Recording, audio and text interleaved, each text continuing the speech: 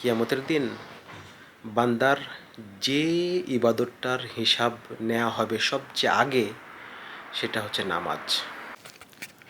মানুষের গড় আয়ু কমছে দিন দিন। মানুষ বিভিন্ন রোগে আক্রান্ত হচ্ছে। মানুষ যত ভেজাল খাবার খাচ্ছে তত মানুষের আয়ু কমে যাচ্ছে, এবং সাথে সাথে মানুষ আখেরাত সম্পর্কে বেশি গাফেল হচ্ছে। অর্থাৎ আমাদের সবাইকে একদিন যে মারা যেতে হবে এবং এটা থেকে ফেরার যে কোনো উপায় নাই, কোনো বিজ্ঞানী, কোনো এআই অথবা কোনো গডফাদার এখন পর্যন্ত মৃত্যুকে ঠেকানো যাওয়ার যে সিস্টেম, এটা আবিষ্কার করতে পারে নাই এবং পারবে না।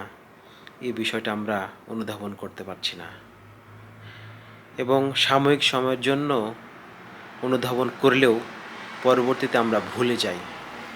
এবং এই ভুলে যাওয়ার প্রধান কারণটাই হচ্ছে পরিবেশ।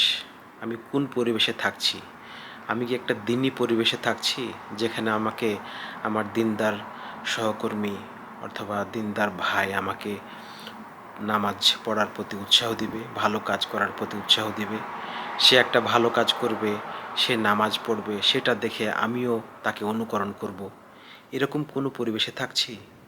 নাকি আমি আমার ঈমান টিকিয়ে রাখার জন্য 5 ওয়াক্ত নামাজ জামাতের সহিত পড়ার জন্য অবিরাম সংগ্রাম চালিয়ে যাচ্ছি?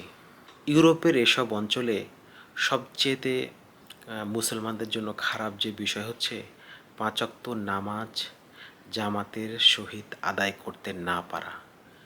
শুধুমাত্র জুমার নামাজ জামাতে আদায় করার জন্য সুযোগ থাকে, তাও সবাই আবার যায় না, কাজ থাকে। কারণ শুক্রবার এখানে কিন্তু ছুটি না, এখানে ছুটি হচ্ছে শনিবার এবং রবিবার।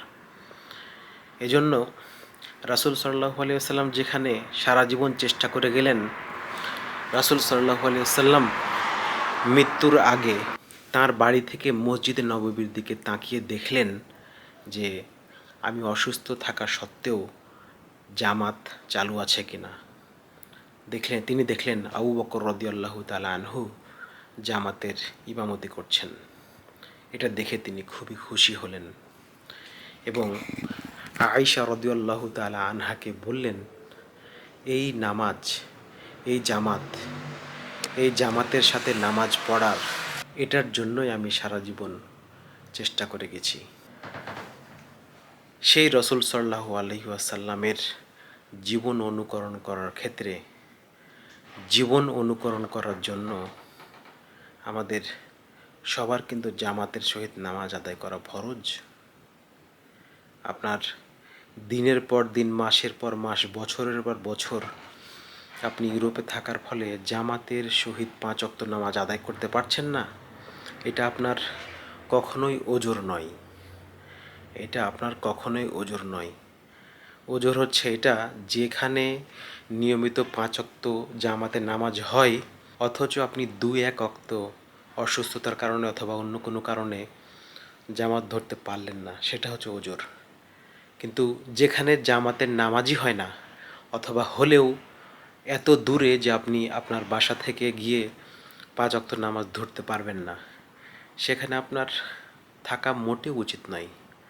যারা এরকম পরিস্থিতিতে আটকে গেছেন, খুব দ্রুত এমন কোনো জায়গায় যান, এমন কোনো দেশে যান, এমন কোনো লোকালয়ে যান যেখানে 5 ওয়াক্ত নামাজ জামাতের সাথে আদায় করা হয়।